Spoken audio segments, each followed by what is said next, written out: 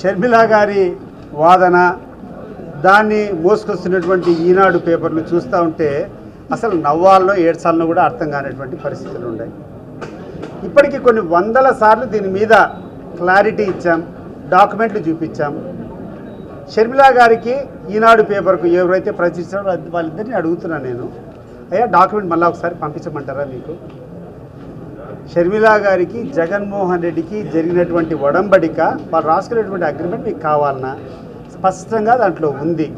Saraswati power ప్రాజెక్టులో విజయమ్మకు కానీ లేకుండా ఉంటే షర్మిలమ్మకు కానీ వాళ్ళకు ఉన్నటువంటి వాటాలన్నిటి కూడా ఎన్ఫోర్స్మెంట్ డైరెక్టర్ వాళ్ళ యొక్క సీజర్లో ఉన్నాయి, వాళ్ళ యొక్క ఆధీనంలో ఉన్నాయి.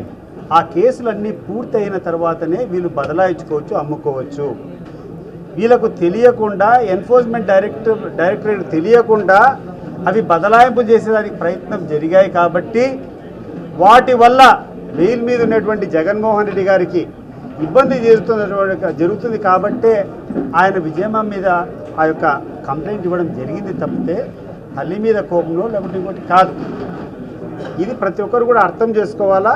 వాళ్ళకి కావాలంటే ఆ డాక్యుమెంట్ మళ్ళీ ఒకసారి పంపిస్తాం. Already it is there in the public domain, మీరు కూడా చూసుకోవచ్చు. ఎప్పుడైతే ఈ యొక్క తెలుగుదేశం పార్టీకి గ్రాఫ్ డౌన్ఫాల్ అవుతుందో, ప్రజల్లో వ్యతిరేకత పుడుతుందో, ఎప్పుడైతే ఉన్నటువంటి ప్రజెంట్ సిచ్యువేషన్కు ఈరోజు వక్ఫ్ మీద యుద్ధం జరుగుతుంది, దాని మీద వాళ్ళ పార్టీ ప్రతిస్పందన కావాలా.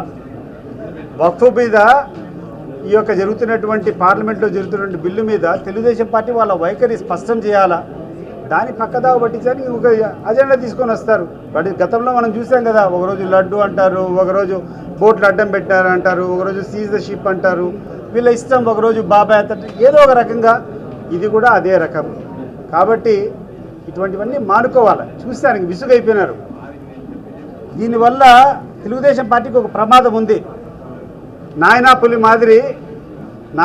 మాదిరి చిన్నప్పుడు మాకు ఒక సామెత చెప్తా అన్నారు. ఒక తండ్రి ఒక కొడుకును పక్కన పెట్టి, నాయన ఏదైనా పులి ఇక్కడ సంచరిస్తూ ఉంది, పులి వచ్చినప్పుడే అడుచు, లేకుండా ఉంటే కన్నా ఇబ్బంది పడతాను, నువ్వు అడుచు, నేను వస్తాను అని చెప్తాడు. ఈ పిల్లోడు కావాలని చెప్పి అది ఏదో నిజమో బాధ చూసి దానికోసం నాయనా పులి అంటాడు. ఒకసారి రెండు సార్లు చూసిన తర్వాత పులి లేదని చెప్పేసుకొని గమ్మకి వెళ్ళిపోతాడు వాళ్ళ తండ్రి. కానీ మూడోసారి నిజంగా పులి వస్తుంది. పులి వచ్చినప్పుడు వీడు అడిచినా కూడా కాపాడేదానికి లేరు. కాబట్టి తెలుగుదేశం వాళ్ళు మీకు నాయనా పులి కేసు అయిపోతుంది. నిజంగా మీ దగ్గర సబ్స్టెన్స్ ఉన్నప్పుడు కూడా జనం నమ్మరు. కాబట్టి అభూత కల్పనలు చేయడం మానుకోండి. ఏదైనా నిజం ఉంటే మాట్లాడండి, గట్టి మేలు ఉంటే చేయండి. మీరు చెప్పినటువంటి వాగ్దానాలకు మీకు శక్తి ఉంటే అమలు పరచండి. ఇంతవరకు ఎన్నో పెన్షన్లు పెండింగ్ ఉన్నాయి. నువ్వు గొప్పగా చెప్తాను, 4,000 రూపాయలు పెన్షన్ అని చెప్పి 4,000 పెంచినామని చెప్పినావు. ఒక్క పెన్షన్ అన్నా ఇచ్చినారా నాకు చెప్తాను? ఒక్క పెన్షన్ అన్నా కొత్తగా ఇచ్చినారా? లేదు. నువ్వు గొప్పగా చెప్పుకుంటున్నాడు, గ్యాసులు ఇచ్చినామని చెప్పుకుంటున్నాడు. సగం మందికి గ్యాసులు డబ్బులు పట్టలేదు. నిరూపించమంటావా? రమ్మంటావా? ఏ ఊరికి వస్తావో చెప్పు. సగం మందికి మీరు ఇస్తే సగం మందికి గ్యాసులు రాలా.